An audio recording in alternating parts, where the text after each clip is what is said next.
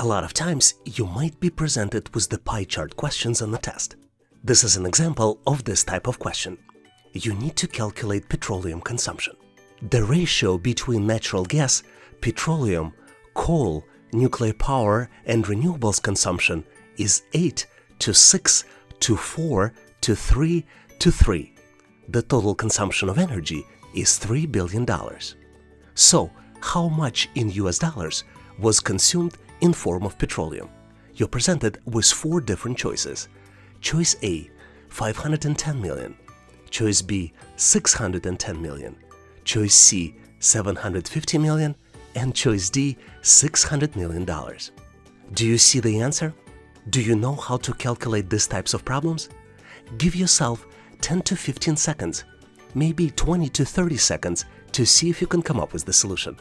Ready or not, I am going to go ahead and reveal the solution and the way to solve these types of problems on the test.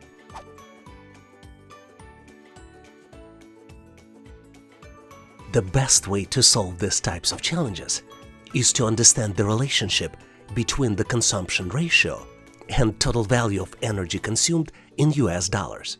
If we add up of all the units in the ratio, we will get to the sum of 24, because 8 plus 6 plus 4 plus 3 and plus 3 equals 24. Our total consumption expense is $3 billion, but answers are presented in million dollars, so we need to convert $3 billion into million dollars, which would be an equivalent of $3,000 million. Petroleum represents 6 units out of 24, so the total consumption of petroleum can be calculated as 6 divided by 24 multiplied by 3,000, and we will get our answer as 0.25 multiplied by 3,000, which will equal $750 million. So the correct choice here is choice C, $750 million. Did you come up with the same answer? If you know the better way to solve this challenge, please make sure to post it in the comment section of this video.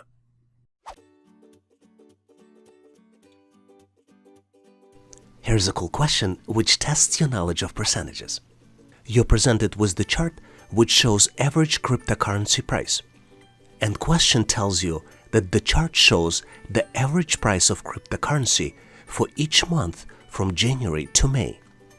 And the question is, what is the highest approximate percentage price increase between 2 consecutive months? You're presented with 4 different choices. Choice A, 60%. Choice B, 70%. Choice C, 80%. And then choice D, 90%. Give yourself 10 to 15 seconds, maybe 20 to 30 seconds, depending how well you are with calculations. Did you figure it out? Let's go ahead and get to the correct solution together. This challenge, we need to analyze the chart first. And there are only 2 consecutive months with the price increases. Price goes up from January to February, and then from February to March. And price goes down from March to April, and price goes down from April to May as well. So let's look at 2 months with price increases closely. Between January and February, price went up from $10 to $15.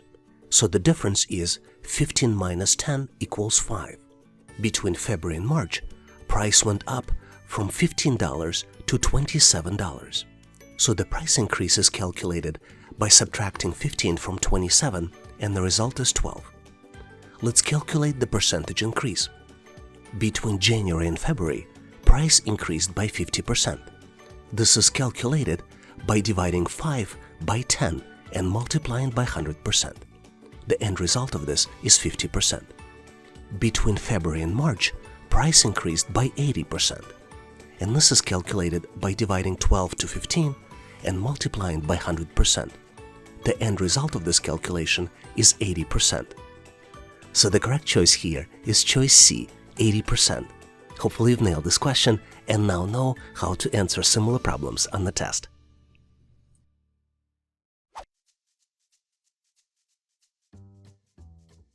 A lot of times you might get a question which asks you to determine the sales increase.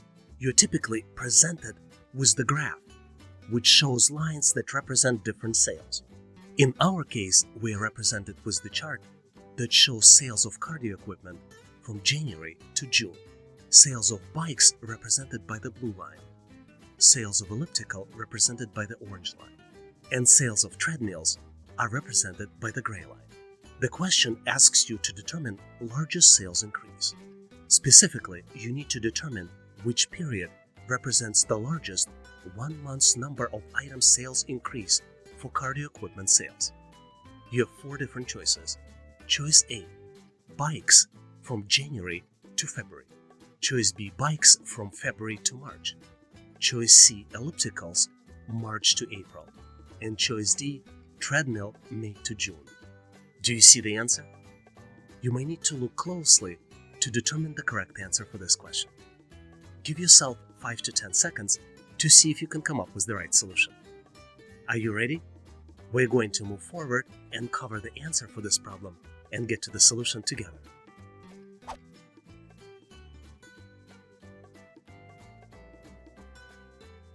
To answer this question, we need to look at the graph closely. For each data point on the graph, we need to determine the actual value. And once we have all the numbers, we need to answer the question by looking at the differences for equipment sales from month to month. Specifically, in this case, you need to evaluate 4 different choices that are represented by answers A through D. Let's do it together. Based on the chart, bike sales increased by 2 from January to February, and the increase was from 5 to 7 items sold. Bike sales also increased by 2 from 7 to 9 between February and March. Elliptical sales, on the other hand, increased by 7 from March to April, jumping from 2 to 9. And treadmill sales increased by 4 between May and June, going up from 2 to 6. So the correct answer here is choice C, elliptical sales from March to April, because jump was by 7 from 2 to 9. Hopefully you've nailed this question and now know how to answer similar problems on the test. A lot of times you get tested on your ability to analyze charts and graphs. In this question, we see a pie chart, which is broken down into 2 parts. You see parts presented in the different colors: white, red, blue, gray, and black. And the question asks you how many cars.